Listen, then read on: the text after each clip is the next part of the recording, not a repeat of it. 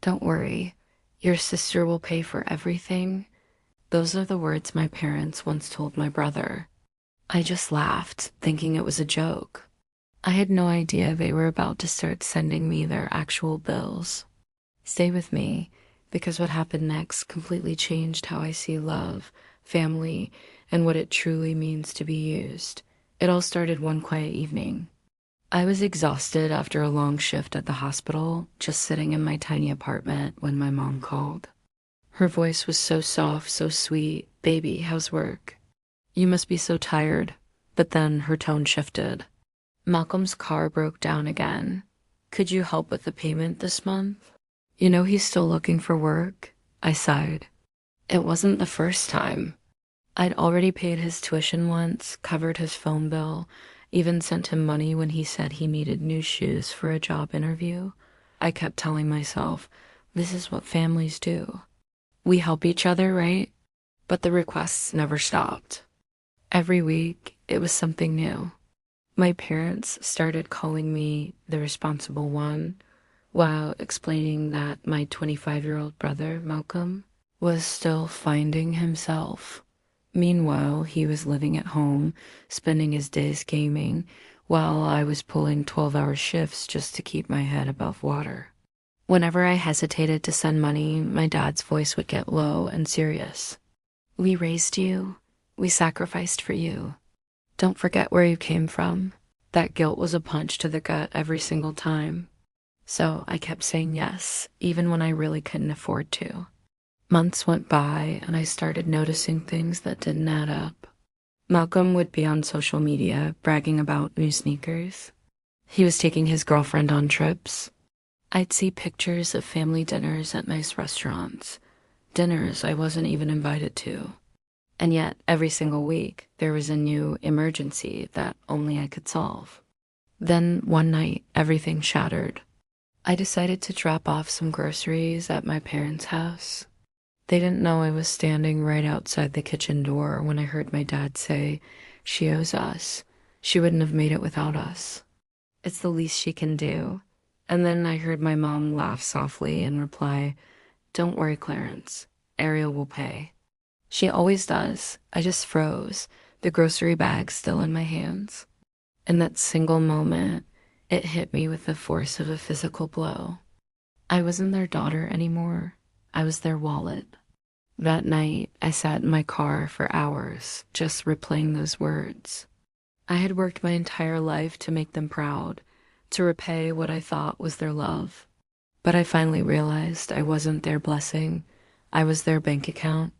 And something inside of me, something I had been holding together for years, finally started to break. Looking back, I see the signs were always there. Growing up, I felt love in our house was equal, but it wasn't.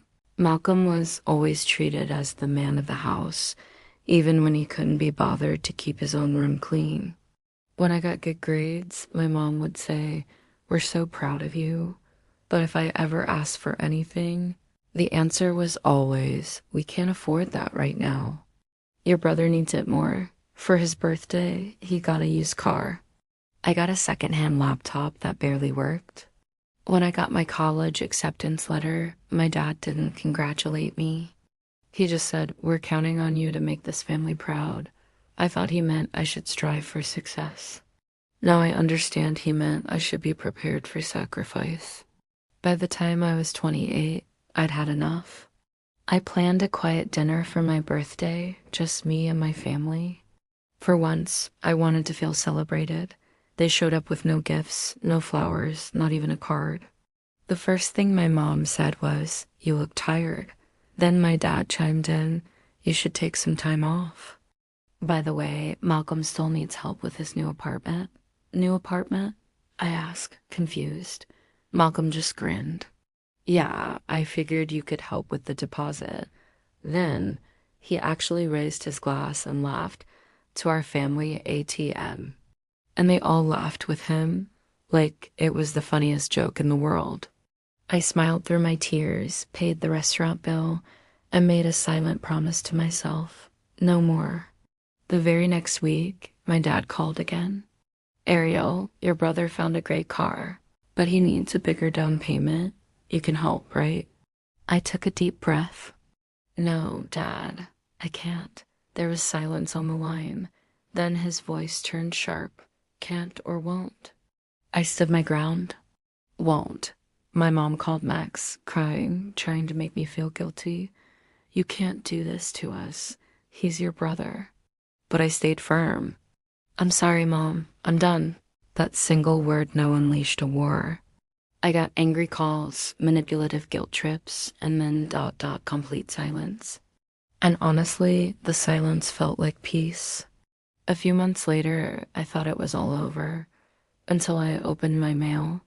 It was a loan notice. And my name, co-signed by my parents. The signature looked like mine, but it was forged. They had destroyed my credit. I called the bank, my hands shaking. They confirmed it. My parents had used my personal information without my consent. That night, I sat staring at the papers. The old Ariel would have cried for hours, but the new Ariel got a lawyer. My lawyer listened to the whole story quietly and then said, "You did the right thing. Let's build your case." So that's what I did. I gathered every screenshot, every text message, every single time they had asked for money. I filed a police report, closed all my bank accounts, and froze my credit. And just like that, the years of guilt transformed into power. There was no screaming, no dramatic confrontation, no revenge, just a powerful, protective silence. Months later, I ran into them in the hospital lobby where I worked.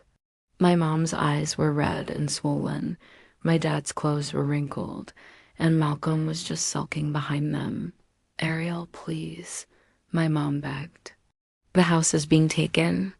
We're losing everything." My dad tried his old trick. "You've always been the responsible one. Just help us this one last time." And then Malcolm, with his arms crossed, had the nerve to say, "You have to fix this." That word again, fix. I looked at the three of them, the people who had taught me the language of guilt, debt, and silence.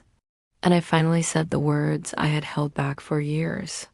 "I'm not your ATM. You broke me, and now you get to live without me." Then I turned around and walked away. And for the first time in my entire life, I didn't look back. Months pass, no calls, no guilt trips, just quiet.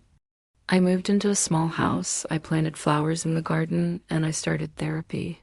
For the first time, every dollar I earned stayed mine.